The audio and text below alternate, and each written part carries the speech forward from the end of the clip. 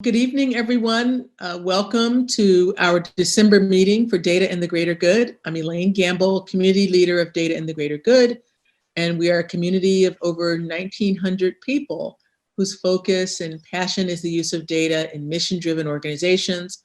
So different organizations from the arts, social justice, animal welfare, among others, volunteerism, talk to us about how data advances their vision and brings more value to their audiences. We're really privileged to have with us tonight Charity Water and speaker John Bayne. I'm also joined by my colleague Bill Prickett from Prickett Media, who is video recording this virtual experience. So to tell you a little bit more about Charity Water. Charity Water is a nonprofit organization bringing clean and safe drinking water to people in developing countries. Since 2006, they have built and rehabilitated over 56,000 clean water systems to provide clean water to over 11 million people in 29 countries. Technology is rapidly improving access to data for many of the world's poorest regions. In this presentation, our speaker, John Bayne, will discuss how Charity Water uses remote field data to maximize project impact and how that data can be used to effectively engage younger and less traditional donor demographics. To tell you more about John is Vice President of Engineering at Charity Water. He has spent the past 10 years in poverty alleviation technology. Most recently, he worked to expand microfinance at Kiva and led the engineering team at Samasource. Welcome, John, and it's wonderful to have you with us tonight. Okay, great. Thank you for having me here. It's a real pleasure to speak. As Elaine mentioned, I am John Bayne. I'm the Vice President of Engineering at Charity Water. In determining what to speak about tonight, I asked a few friends what they thought people would most want to hear about. And the fairly unanimous answer was around how Charity Water used data for storytelling and engagement. I kind of had a few conflicting feelings about speaking on that. On one hand, I'm really excited about our storytelling and how we use data to engage our donors. On the other, I feel that storytelling can overshadow some of our impact and sustainability work. So I'm going to try and have my cake and eat it here as well, and eat it too tonight, which is talk about the relationship between storytelling and impact. Specifically, I'm going to argue that the best data-driven approaches to storytelling and the best data-driven approaches to impact can and should be very similar things. If you're thinking about how to use data for impact strategy and how to use data to engage your donors, don't make those two separate conversations. Great storytelling data should come almost free from good impact data. So before we start, I want to consider the bigger picture of why is donor engagement important? And until a few years ago, I had a relatively purist approach to nonprofit strategy, which is to say that I considered storytelling and donor engagement kind of necessary evils that fund the actually important work that the adults in the room do, which is to say impact work. Increasingly, I've come to believe that there is a severe undervaluation of the importance of inspiring donors, not just for individual nonprofits, but for the humanitarian mission as a whole. So why is it important? I'm going to get increasingly grandiose here with regards to my arguments, so please bear with me. Let's start with these slightly grandiose. The average age of a donor in the United States is 64 years old. And with thanks to all the grandparents out there pulling their weight, we need to focus on engaging the next generation of donors. I feel a lot of the strategies used today to try and do that are direly outdated, and data and technology offer by far the best opportunity to inspire the next generation. Getting a little more grandiose is political climate. A lot of international development is funded by democratic governments, and many of the world's richest democracies are shifting towards more populist administrations that threaten humanitarian aid. The UK cut foreign aid by about 30% this year. The US tried to cut it by 21% and were only blocked by Congress. The threat of populist governments cutting or even eliminating funding for humanitarian aid is increasingly real. And the best protection against that is to make poverty alleviation a more popular position. And that means engaging the public to understand the importance of the work being done. And ending with the most grandiose of the reasons why donor engagement matters is that I consider extreme poverty to be the kind of thing future generations will look at and scratch their heads and wonder why people didn't care more about it, given how much wealth there is in the world. And history is littered with things we scratch our heads at today and wonder, wow, how are people ever just okay let that happen? And quantum leap change away from those sorts of things is almost always preceded by a handful of inspiring figures who compel people to suddenly care a lot more about the issue.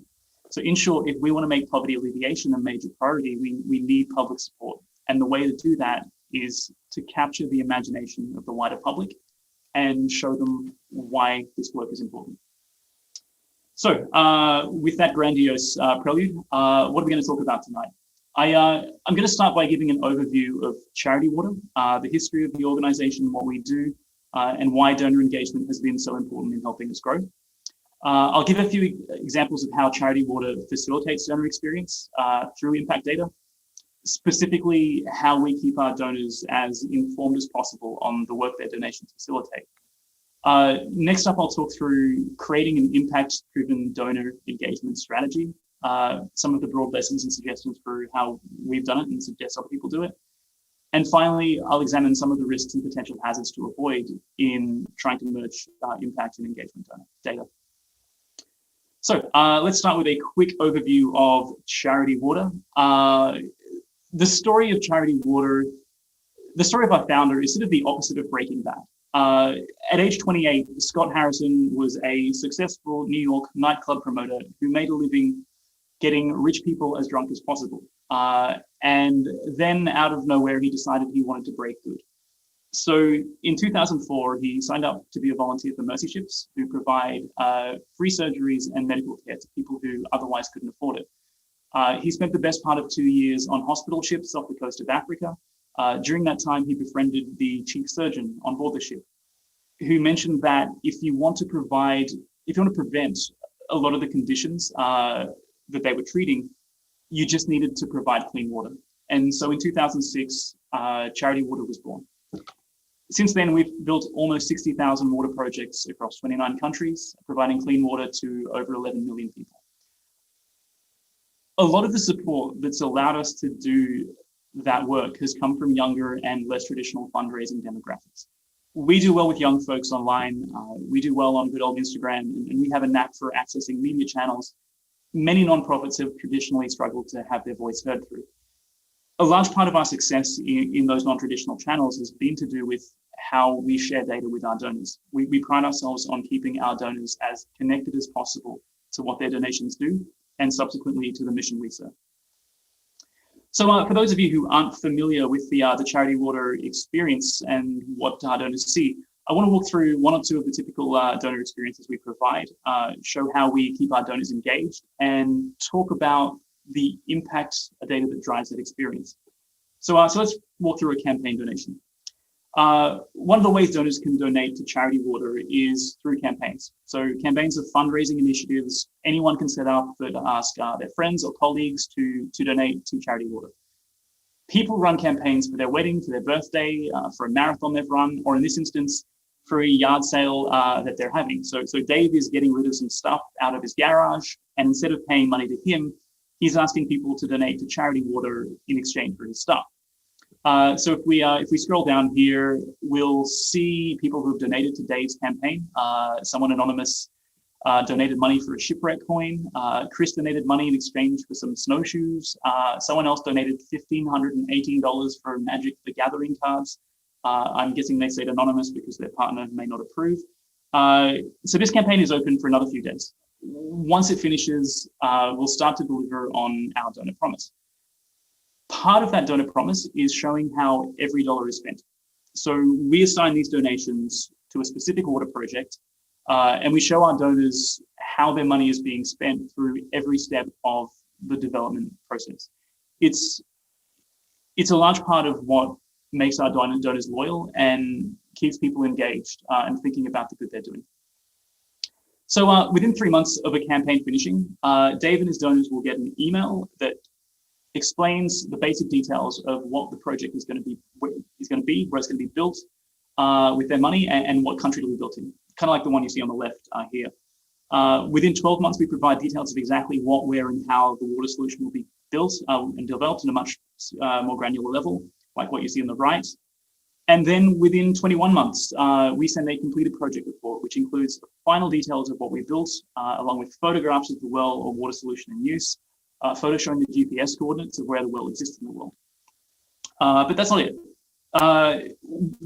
The well Dave and his friends helped build sends through data to the internet, letting us know when the well is being used and how much water is being drawn from it. So Dave's campaign is still in progress, so there isn't actually one for Dave to get.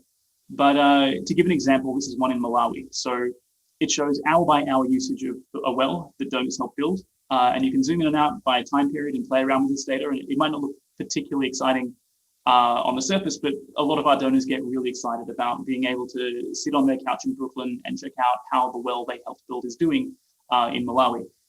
We've had donors call up and ask why their well was used less this week. Handy hint, when it rains, people have less need to collect water. So for any campaign, whether it raises $2 or $20,000, it'll be engaged through every step of the water development process. Before it's built, campaigners get updates on where and how the project is planned. When it's finished, donors see their project in use, and afterwards they can log in and see how their water project is being used down to the hour. And that kind of insight is great, but it does raise a big question, which is who's paying for all these updates and photos and well monitoring equipment, and how else could that money have been spent? So let's go through this data again, but from an impact perspective. One of the early criticisms of charity water was around maintainability. How long do wells stay functioning? How do we know if they're being used, and what happens when they break? It was a fair criticism, and one that caused us to develop a simple sensor device that built into our wells that connects to GSM phone networks and reports when wells are being used, how much they're being used, and when they need maintenance. These devices cost about $150 a piece. So what you're seeing in the bottom left-hand corner, if I advance the slide, is one of those devices being installed, and the well's automatically sending, oh, it's not running. There we go. Automatically sending that data back at scheduled intervals. That helps us in a few ways. Firstly, we can affordably monitor when wells need attention without having a team of agents scurrying across the world checking on our 60,000 water solutions. Secondly, we can better understand what wells are used the most and use that to inform future decisions around where we should build to maximize impact. So what the user is seeing when they check out their well in Malawi from their couch in Brooklyn is just that. It's unmodified, unedited, uncurated data. The expense of providing it is basically the expense of wrapping up our impact data inside a web page. Similarly, during the well building process, the photos and status updates we're providing to our donors isn't data that we've gone out to the furthest parts of Malawi to collect ourselves. We have those photos as part of our oversight procedure. So when a contractor builds a well for us, we have them take photos of the well to prove its structural integrity, photos to prove that it's functional and working, and photos of the well next to a GPS device to prove it was built where promised. Passing those photos on to donors offers a level of connection to a project that donors love, but ultimately involves little more work for us than forwarding the photos we use for project oversight and verification through to our website and through to our donor emails. And to a degree, I think this may sound obvious, but I do think it's something that's direly under-leveraged by so many nonprofits. Impact data is the best donor engagement data, and with careful consideration, it can be presented in a compelling way with surprising little effort or expense. Next slide. So those are a few examples of how we try to leverage the data we have to maximize impact, oversight, and donor engagement. Next up, I want to talk about some of the challenges in developing integrated impact engagement data systems. Specifically, the challenges of working with limited technology we can't rely on anything but the most simple devices in the places we operate. Secondly, the challenges of working with data collectors who may have limited technology literacy.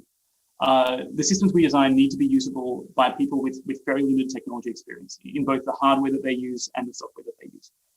And thirdly, the challenges of working in geographies with limited connectivity. We can't rely on easily accessible broadband. We need to get creative in how we get data out. So I want to spend some time talking through how Charity Water tackles those problems. Let's start with limited technology. So first up, the challenge of trying to operate in places with minimal technology. I'm going to start with something that is almost certainly obvious as the best hardware strategy, but I think it's worth mentioning because of just how much it's the best hardware strategy, which is to say mobiles, or for Americans, cell phones. Apart from being readily available in low infrastructure areas, user literacy is substantially higher than with regular computers. A 2019 GSMA study estimates that 477 million unique mobile subscribers exist in sub-Saharan Africa. That's 45% of the population, and that's not even including the 40% of the population who are under 15. The next advantage is flexibility. In places where permanent infrastructure often isn't that permanent, having the ability to shift technology quickly and without expense is crucial for both reliability and affordability. Trying to set up non-mobile technology solutions requires a long and often unreliable infrastructure backhaul that makes responding to tech challenges much more difficult. Another advantage of mobiles is their data efficiency, especially in locations with limited connectivity. It's important to limit the amount of data sent. Most mobile software is designed to send smaller data packets through smaller connections than desktop computers and other devices. And finally, unlike proprietary devices for low connectivity areas, there is a substantial amount of existing software and programmability built into mobile phones. Next up is the challenges of limited data literacy. So once again, and sorry for the deja vu, mobiles, or cell phones. According to a 2020 GSMA study, there are 650,000 formal jobs related to the mobile phone ecosystem in Africa. That's 650,000 mobile professionals, and that's before you count the 1.4 million informal mobile technology jobs. Millions of people who couldn't operate a mouse on a regular computer are completely fluent in cell phone usage. Another advantage of phones is that almost all the hardware you need is integrated. So there's no need for a camera that connects to a PC, that connects to a GPRS modem, that connects to a GPS device. It's all in one place, which makes things substantially easier for the less tech literate. Next tip would be, wherever possible, choose photos over free text entry for your data. For unambiguous data, for example, numbers or select boxes, manual data entry can be used wherever necessary, but wherever qualitative data is required, try to make sure data is photographs. For example, what were the challenges in building this water solution is something we might face. We ask people to take photos of the problem as opposed to writing it out. How did you overcome them? Again, take photos. Obviously, this depends a lot on the data you need and the agents you're working with, but from a time efficiency perspective, a proof of true standpoint and the challenges of language and literacy boundaries that can place unfair advantages in places where English is less common, photos help so much to even the playing field. Next up is challenges of limited connectivity. So calibrating expectations is important, but I think many older nonprofits overestimate the challenges of connectivity in remote places. Going back to yet another GSMA study, in 2018, 90% of the world's population has access to 3G bandwidth. Substantially more have access to GSM networks. You should expect unreliable service. You should expect limited bandwidth, but the extent of the challenges are, in my experience, usually less than the comparative challenges of non-internet-based remote infrastructure. With that said, it's worth keeping a few things in mind when considering a remote data strategy. Firstly, bake in delay tolerance. If you build data systems which expect permanent connectivity and don't cater for the reality of downtime, you will have functionality lapses. Our well sensors are set to report back findings once a week. If it takes an extra day or two for them to report, it doesn't affect our ability to operate. Secondly, where possible, make your connectivity capable of traveling. In some places we operate, connectivity of any sort isn't available, but it is available nearby. And people are very familiar with the concept of sending back data the next time they're in town with coverage.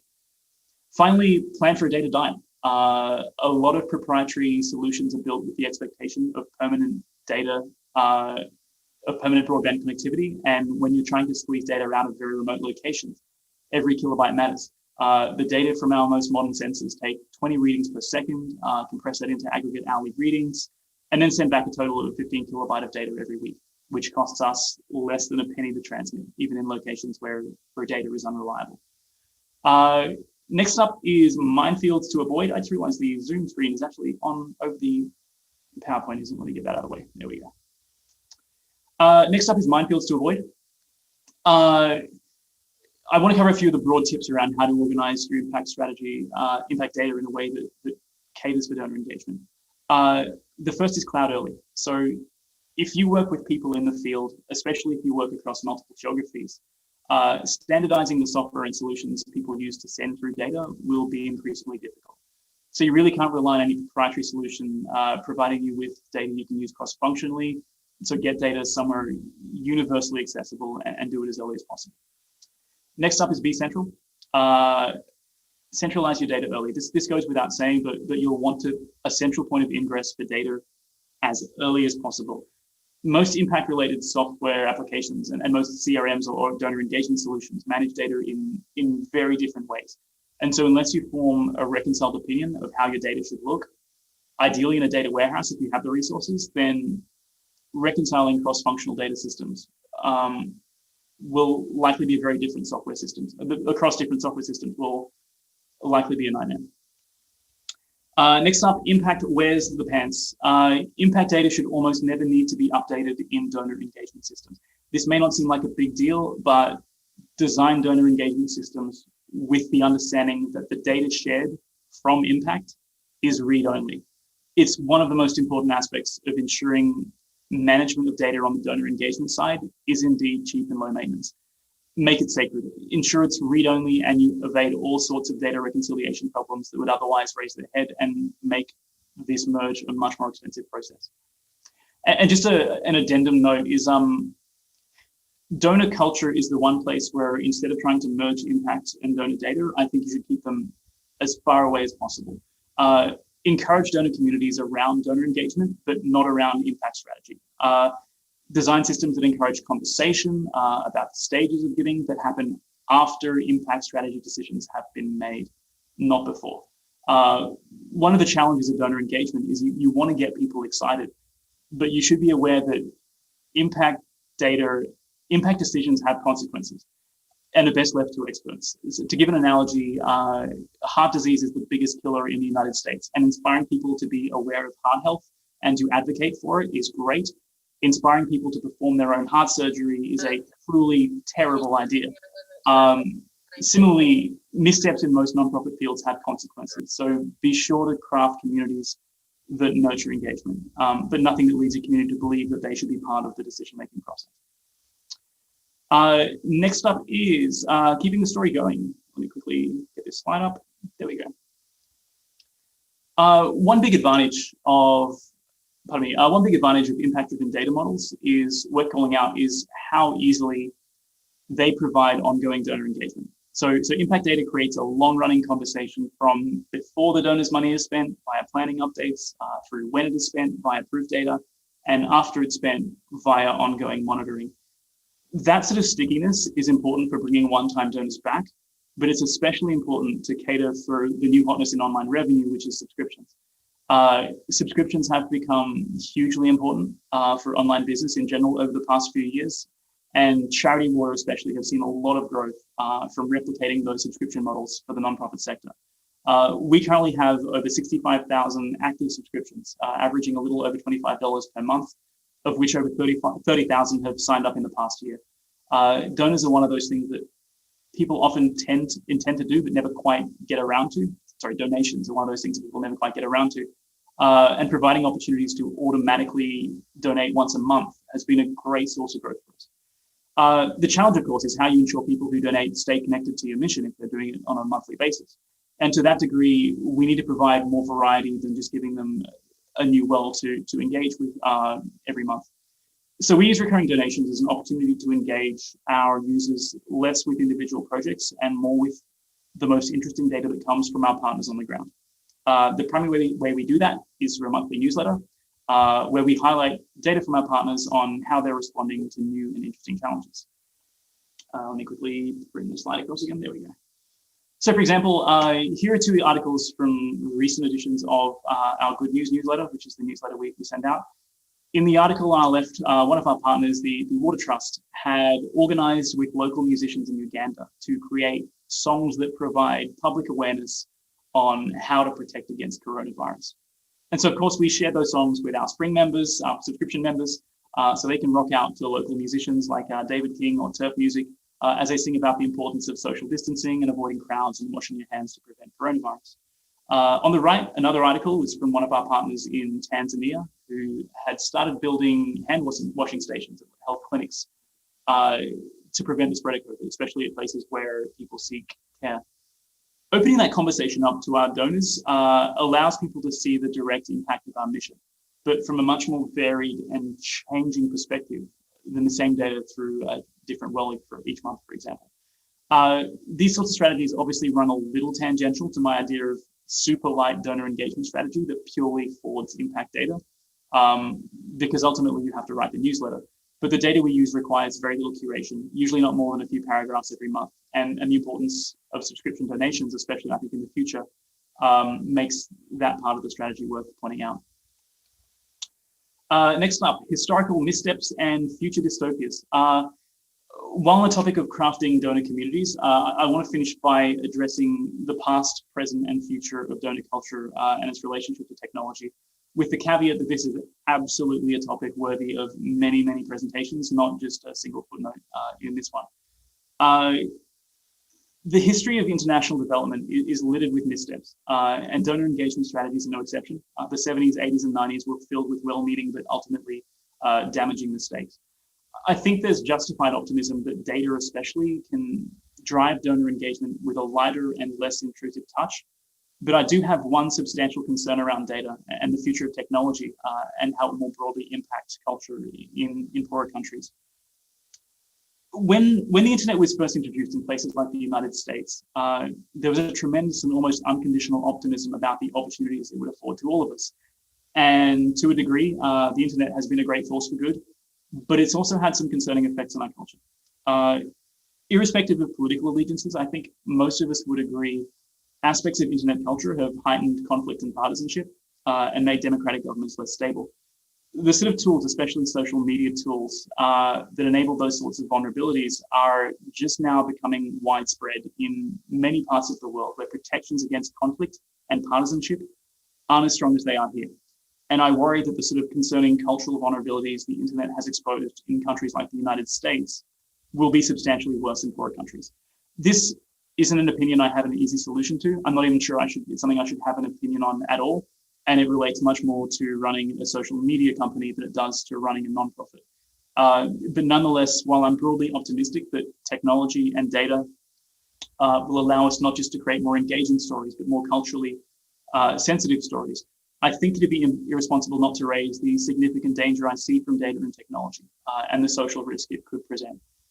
So while I don't have any thoughts in this presentation on how to prevent the potential damage, I think anyone working at the intersection between nonprofit technology and culture should be very wary of it. So that's all I have for this evening. To give a recap, I think the push towards data-driven strategy in social impact is a good thing, but impact data and donor engagement data can and should be much more closely bound than they often are. A well-designed impact data strategy provides a cheap, compelling, and effective way of inspiring your donors to stay close to your mission. In designing that strategy, I strongly suggest keeping your data collection and data organization as consolidated and accessible as possible. Lean into mobile, centralize data early, stay in the cloud, and make sure your online discussion and culture tilts communities towards the post-impact decision-making part of your work. So finally, this is the first speech I've given at Charity Water and the first in about a decade for any organization. I truly love feedback, so please feel free to reach out to me. I'm on LinkedIn at linkedin.com/in/John Bayne.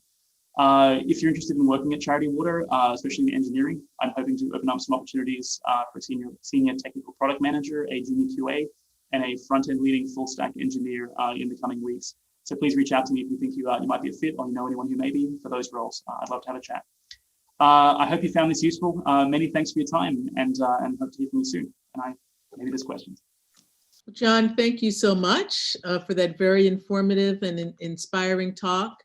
And we're now going to open it up for Q&A.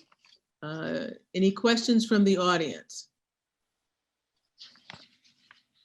Okay, so first one, John, donations during COVID-19, what changes have you seen, if any, during the COVID-19 period regarding the number of donors and the mix of donors and the amount of the donations? Have you been impacted, or have you not really seen an impact at all because your audience of donors just isn't responsive to economic considerations such as COVID? What are your thoughts there? Yeah, absolutely. So we certainly, when COVID first hit, we did see a substantial reduction, and we were quite worried about it. It has recovered to a large degree. So March and April especially, we were very worried about the ability, for our donors to continue donating. They have stepped up. We revised our goals when COVID became clear for what we hoped to raise for the year.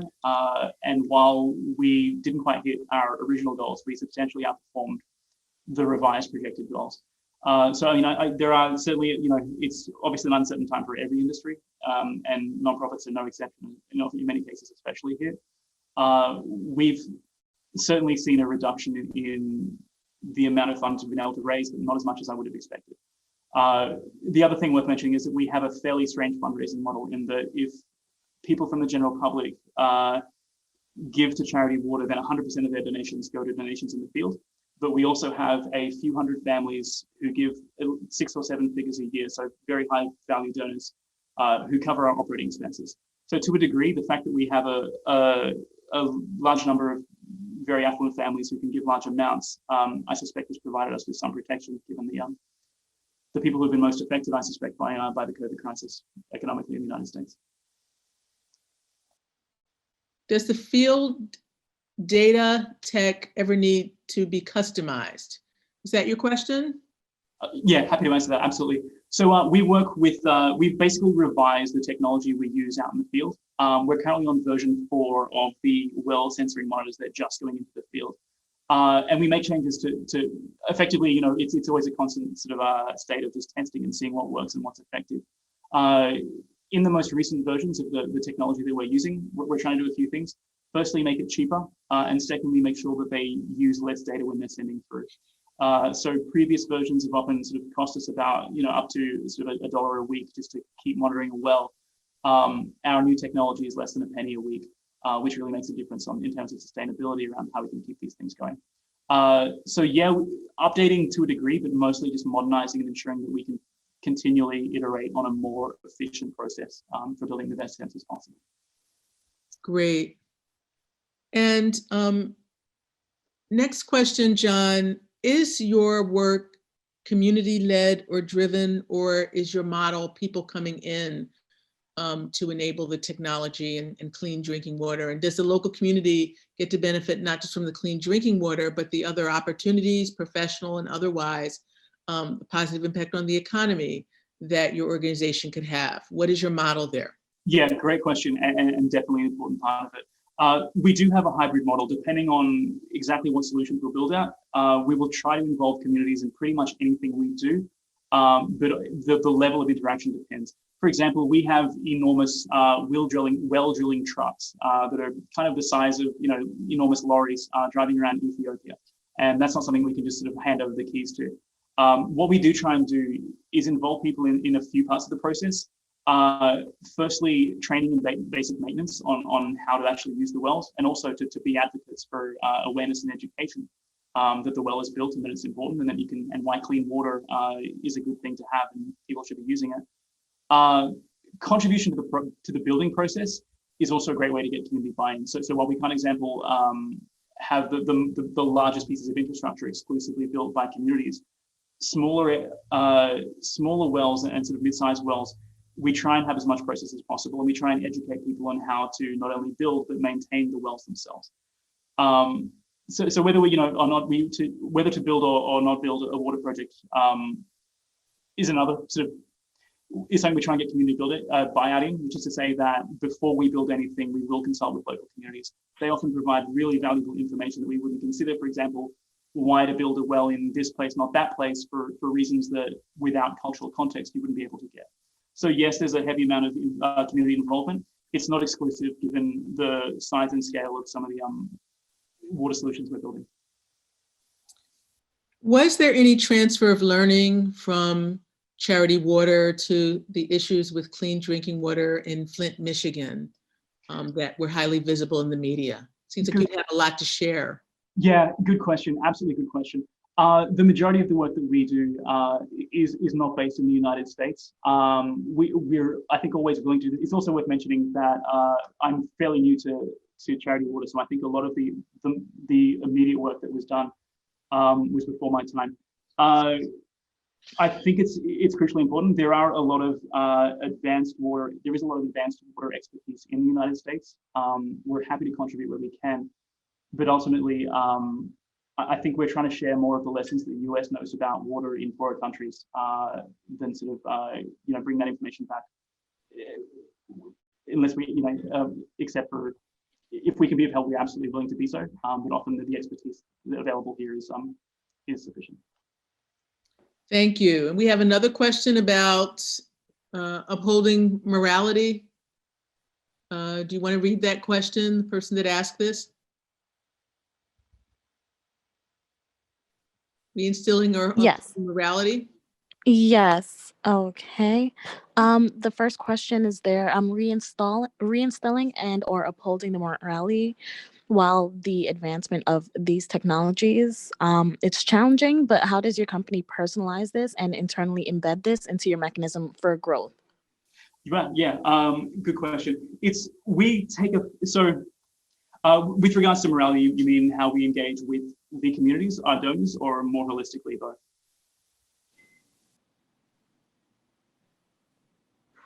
Communities or more holistically? I would say a bit of both. I would say a bit of both, because it does pose its challenging, but how does that, of course, it's like a balancing scale. Yeah, the technology of advancement is going to go quicker, but how does the morality stay intact while that advancement is, occurring?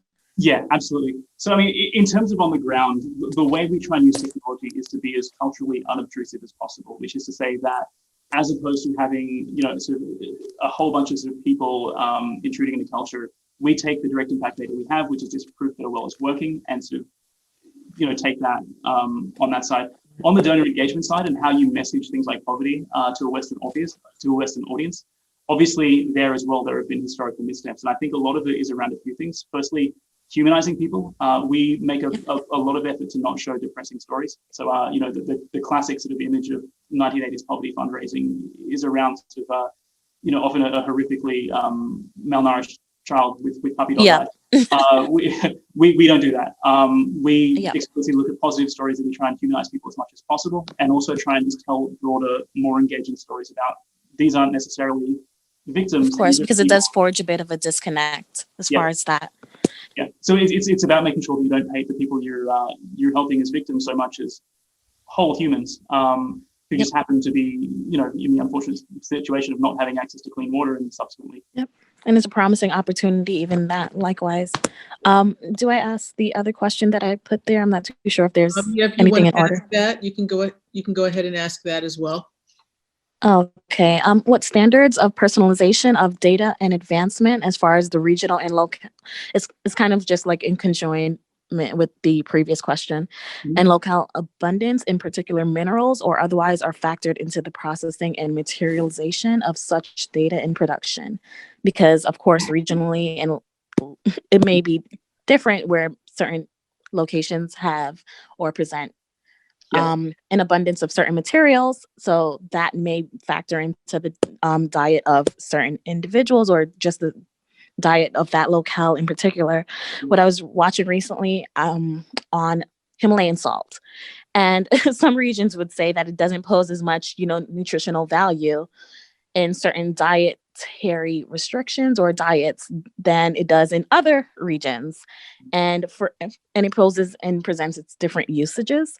So I'm still looking at that YouTube video after YouTube video, but I'm just seeing that people have different approaches as far as even those minerals. So how do you pretty much personalize it? Yeah. Yeah.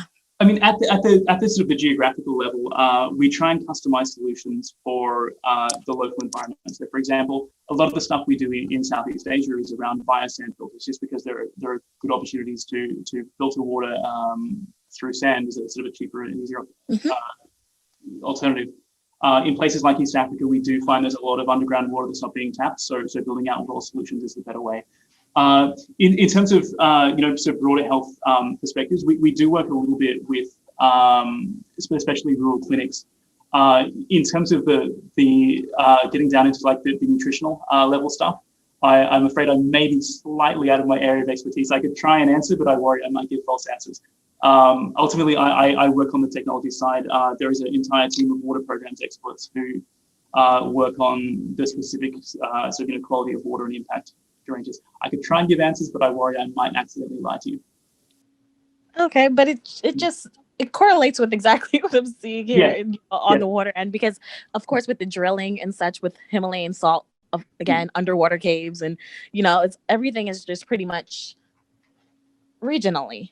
Yeah. You won't see the same exact, it wouldn't cost the same, even cost effectiveness, it wouldn't cost the same in the regions where it's access and transferable. It may be closer, so it might cost less, and it may be more accessible, but how is it personalized towards that region as far as maybe like more eastern than western for certain materials such as Himalayan salt?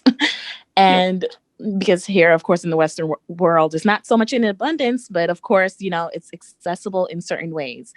And, here where we have mineral waters and you'll have, magnesium, something, a new water every time, and, a new brand, and you drink enough water, you start to taste the difference. Everyone has their favorite brands, or top 3, top 4, top 5, top 6, top 7. There's so many different brands of waters. There's so many different brands of technology. When you're branching it all, how much are you looking into personalizing, taking pretty much the blueprint and personalizing towards that region? Because there's so many different things to go over. So it's like, is it pretty much like 15% where that you would have to keep that gap open, where it would be something specific towards that locale as far as cost effectiveness, access to technology, Excuse me, I'm going to interject here. I'm going to interject because we're getting short on time. No problem. But I think, John, you mentioned you do personalize, you do kind of integrate with the community. Absolutely. I mean, broadly speaking, that? Yeah, absolutely. We do a lot of monitoring of water quality, but ultimately in terms of looking at sort of proactive nutritional content, I would be out of my depth to answer that question. As far as I'm aware, it's more around ensuring that bad elements aren't in the water than proactively looking for sort of, nutritional supplements within the water that affect the growth of the community.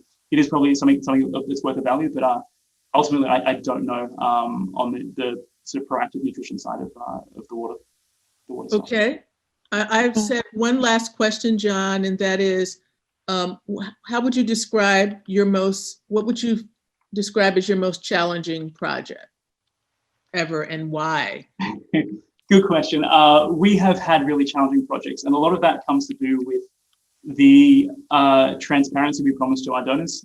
So one of the things that Charity Water promises is that not only do we present our successes openly, but we present our failures. So we've had situations where, for example, we've been very confident that we can get clean, reliable, and abundant water in a lot of places, and excited donors about locations, and then gone to build and found that for a variety of reasons, usually related to being unable to get through very hard rock, that we can't actually access that water. And so it is always disappointing and unfortunate when you have to go back and say, there's this area of, I think we had some in the Central African Republic, which haven't had access to clean water for a long, long time. We thought we could figure out how to get it there, and then it turns out that we couldn't. That's always tough. That's always rough.